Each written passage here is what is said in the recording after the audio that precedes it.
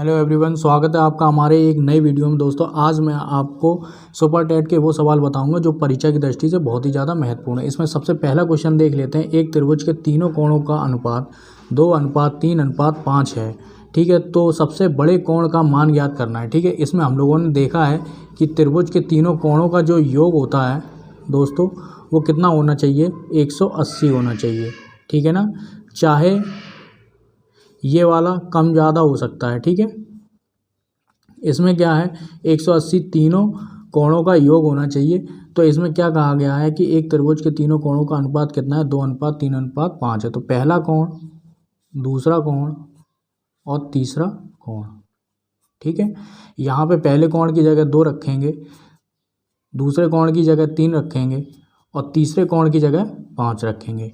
ठीक है, तो इसे जब त्रिभुज के तीनों कोणों का योग 180, तो इसका मतलब हम लोग इसे जोड़ देते हैं। ठीक है, इन सभी को हम लोग जोड़ेंगे तो कितना आ जाएगा, 5 और 3 8, 8 और 2 10। ठीक है, यहाँ पे हम लोग ये जो 10 है वो किसके बराबर है, वो 180 के बराबर है।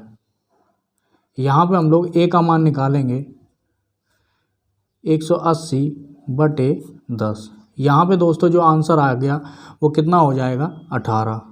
ठीक है, इसमें पूछा गया है कि बड़े कोण का मान ज्ञात करना है। तो बड़ा कोण कौन सा है, ये सबसे छोटा कोण है, ये उससे बड़ा है और ये सबसे बड़ा है। तो बड़े कोण का मान ज्ञात करना था, तो इसमें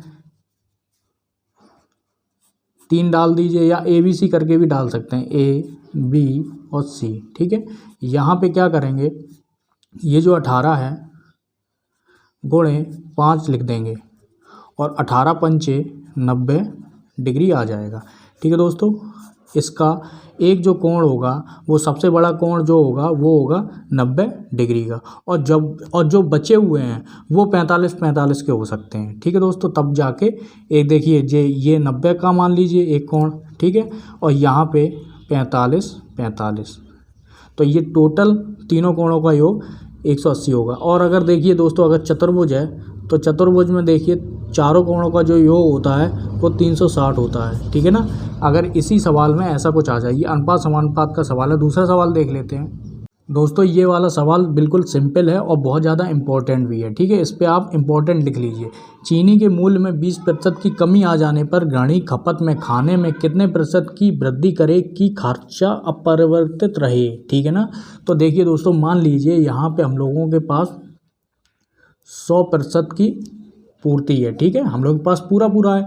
अब मान लीजिए 20% की कमी आ जाए खाने में, यहाँ पे 20% की कमी आ जाएगी तो कितना हो जाएगा, 80 हो जाएगा, 100 थी।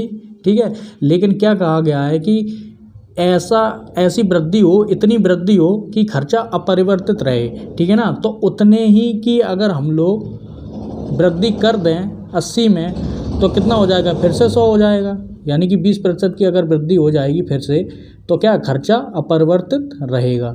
ठीक है ना, तो इसी तरीके से देखिए दोस्तों, मान लीजिए ये वृद्धि हुई और जो भी वृद्धि होगी ना वो हमेशा ऊपर होगी। वृद्धि या कमी हमेशा ऊपर होगी। बार बार मैं इसलिए बोल रहा हूँ, ये आपको दिमाग पे बैठ जाए। ठीक है ना, और हमेशा 100 पे ही जोड़ना या घटाना होगा। ठीक है, 20% की कमी हुई तो 80 हो गया। अगर 20% की वृद्धि होती तो कितना होता, 120 होता। ठीक है ना, 80 और 120। तो याद रखना, ये जो अमाउंट 100 पे जो जोड़ेगा ना वो नीचे आएगा। ठीक है ना, तो यहाँ पे हम लोग कितना रखेंगे, 80 रखेंगे। ठीक है, और कितनी वृद्धि हुई, सीधा है। चाहे आप ये तो मैंने समझाने के लिए लिख दिया है। ठीक है ना, ये सीधा है, ये आप इस पे देखिए तो 20 हमेशा ऊपर आएगा। ठीक है, अगर ऐसा वाला सवाल है, और गुणे 100 अपनी तरफ से। ठीक है ना, इसे हम लोग सॉल्व कर लेते हैं। 4 यहाँ पे आ गया 25%। ठीक है, ये आपका आंसर हो गया। तो कितने प्रतिशत की वृद्धि हुई कि जो खर्चा अपरिवर्तित रहे, 25% की वृद्धि होने पर खर्चा अपरिवर्तित रहता है। ठीक है ना, तो तीसरा सवाल देख लेते हैं, इसी तरीके का है दोस्तों। ये वाला भी सवाल बहुत ही ज़्यादा इम्पोर्टेंट है, किसी भी एग्जाम में पूछा जा सकता है। ठीक है ना, तो इम्पोर्टेंट लिख लीजिए। इसमें देख लेते हैं सवाल को। सेम प्रोसेस है करने की, बस सवाल को लिखने का तरीका दोनों का अलग है। ठीक है ना, जो मैंने दूसरा सवाल बताया और ये तीसरा सवाल है, इन दोनों को लिखने का तरीका अलग है, लेकिन ट्रिक एक ही होगी। ठीक है, ए की आय बी से 20% अधिक है तो बी की आय ए से कितने प्रतिशत कम होगी, समझने के लिए देख लेते हैं। तो ए की आय बी से कितने प्रतिशत अधिक है, ए की आय बी से 120% अधिक है, ठीक है ना। तो बी की आय कितनी थी, 100। हमेशा याद रखना 100 पे ही बात होगी। अगर बी की आय 100 है तो ए की आय बी से कितने प्रतिशत अधिक है, 120% अधिक है, ठीक है ना। तो याद रखना 100 पे अगर कम या ज़्यादा हो रहा है तो वो हमेशा नीचे लिखा जाएगा 120, ठीक है ना। जब 120 हम लोगों ने नीचे लिख दिया और कितना कम ज़्यादा हो रहा है 20%, तो 20 हम लोग ऊपर लिख देंगे, ठीक है। अब यहाँ पे गुणे 100 अपनी तरफ से लगा देंगे, ठीक है। यहाँ पे क्या करना है, ये हम लोगों ने काट दिया और ये 2 छिंगे 12, यहाँ पे 2 से फिर से काटेगा 50 और यहाँ पे ये आ जाएगा 3। कितना हो गया, 50/3 आ गया। इसे हम लोग सॉल्व करेंगे तो मिश्र भिन्न में आ जाएगा 16 सही 2/3। ये है आपका आंसर, यही आपका आंसर होगा, ठीक है दोस्तों।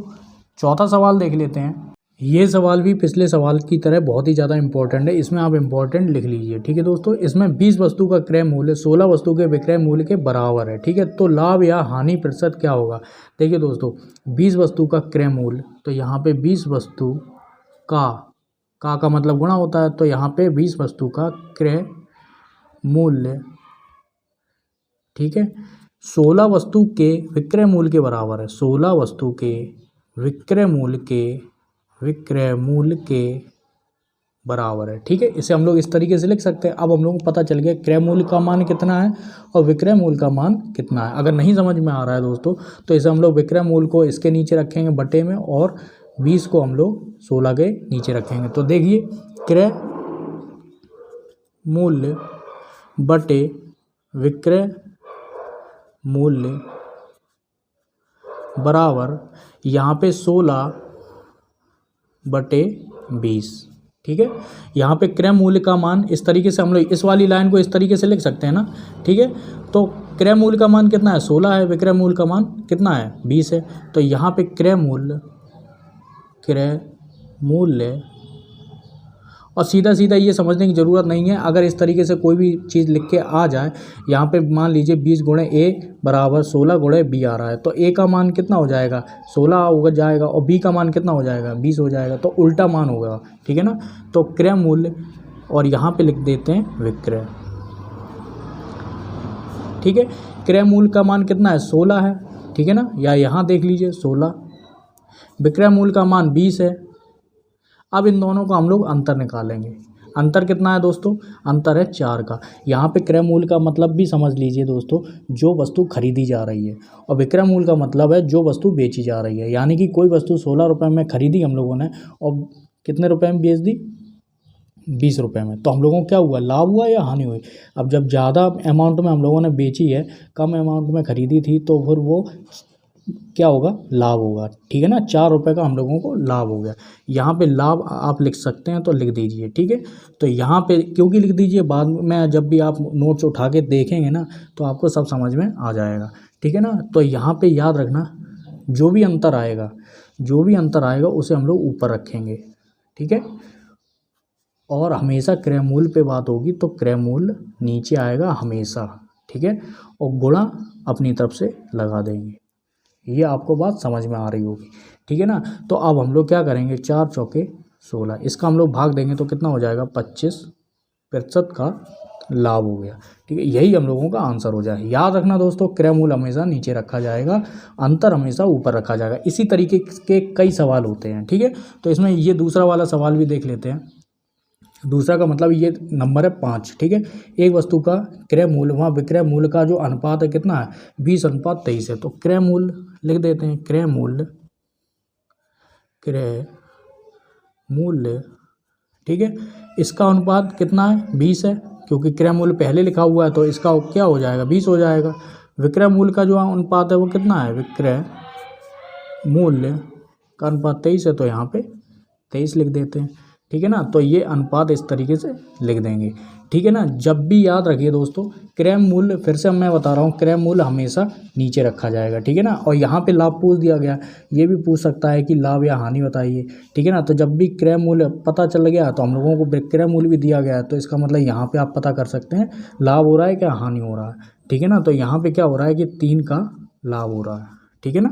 तो लाभ प्रतिशत निकालेंगे, लाभ प्रतिशत, अंतर हमेशा ऊपर रखा जाएगा, बात क्रय मूल्य पे होगी तो नीचे रखा जाएगा, गुणा अपनी तरफ से लगा देंगे 100, ठीक है।